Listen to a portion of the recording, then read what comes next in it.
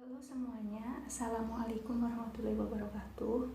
Nama saya Tias Nur Laili Handayani, nomor 35 dari kelas B.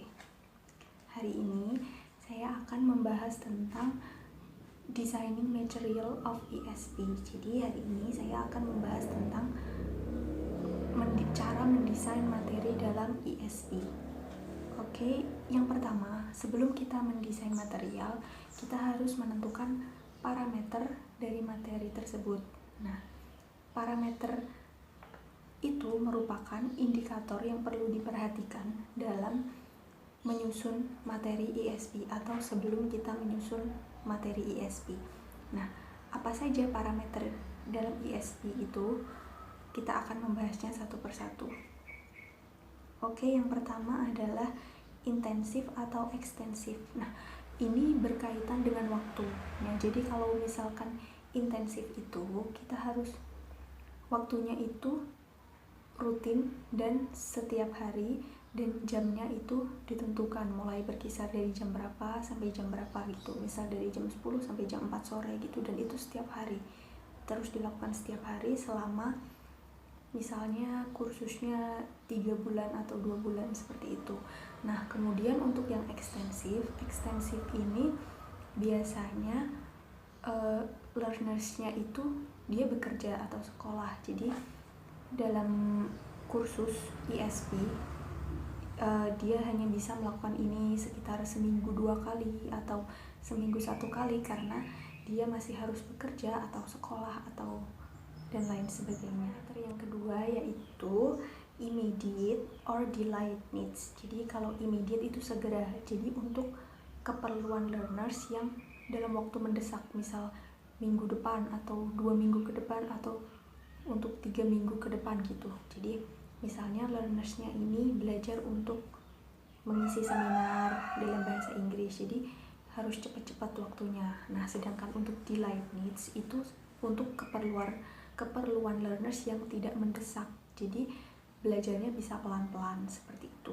Kemudian selanjutnya parameter yang ketiga yaitu teachers as provider or facilitator. Jadi kalau teachers as provider itu, teachersnya di sini mengontrol segala aspek, mulai dari aspek kelas, kegiatan kelas, materinya. Jadi learnersnya hanya bisa ngikut aja, ngikut dari teachers karena teachers as provider. Kemudian kalau teachers as facilitator, ini materinya bisa berubah-ubah tergantung keperluan learners. Bisa jadi nanti di tengah jalan materinya berubah seperti itu. Jadi ada negosiasi antara teachers dan learners. Parameter yang keempat yaitu broad focus or narrow focus. Nah, kalau broad focus ini aspek yang diajarkan masih bersifat umum karena ini ESP itu kan sebenarnya khusus, namun kalau broad focus ini masih bersifat umum. Nah, sedangkan narrow focus ini aspek yang diajarkan ini lebih bersifat khusus lagi, dan materi ini ditinjau dari learners 1 dan learners lab setelah mengadakan interview need analysis itu. Kemudian parameter yang kelima yaitu pre-experience or parallel with experience. Nah, untuk pre-experience ini digunakan atau dikhususkan untuk learners yang mereka belum pernah belajar ESP sama sekali atau mereka belum pernah belajar bahasa Inggris dasar.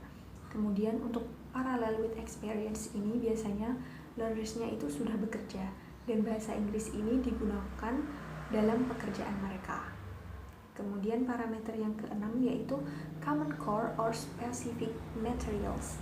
Kalau common core itu biasanya materinya ini bersifat umum. Lagi-lagi materinya bersifat umum yang ditinjau dari learners 1 and learners lag setelah mengadakan interview need analysis. Yang kedua yaitu specific materials. Jadi materi yang diajarkan itu hanya yang belum dipahami. Misal learnersnya ingin belajar TOEFL dan yang belum terlalu dipahami bagian listening, maka yang diajarkan hanya listening. Kemudian parameter yang ketujuh yaitu homogeneous or heterogeneous groups and motivation. Jadi memperhatikan kelas ESP. Jadi kelas ini terdiri dari learners yang inginnya sama atau berbeda keinginan, dan motivasi mereka tentu berbeda-beda. Jadi teachers harus memperhatikan ini. Kemudian parameter yang ke-8 yaitu fixed course design or flexible negotiated course design.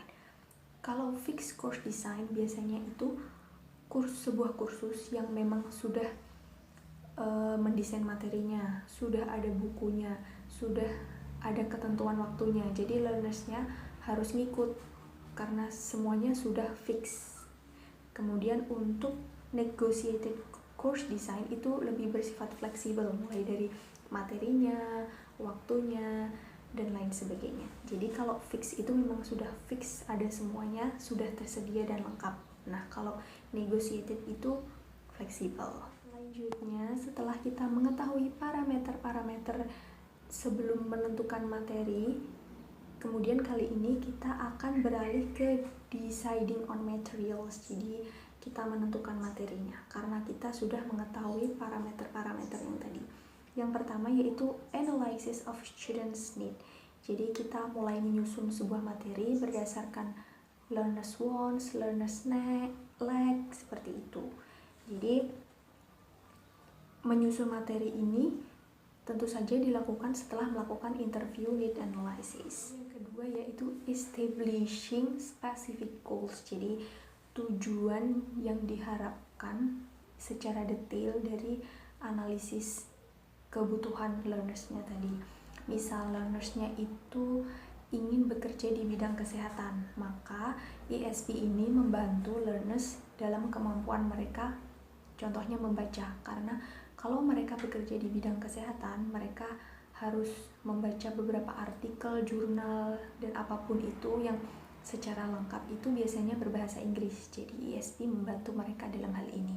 Selain itu, jika mereka ingin bekerja di bidang kesehatan, ESP juga membantu mereka untuk menaikkan kemampuan speaking mereka, karena tidak menutup kemungkinan mereka akan mengadakan conference gitu yang besar dan ada yang berbahasa Inggris, jadi mereka harus mampu dalam hal itu.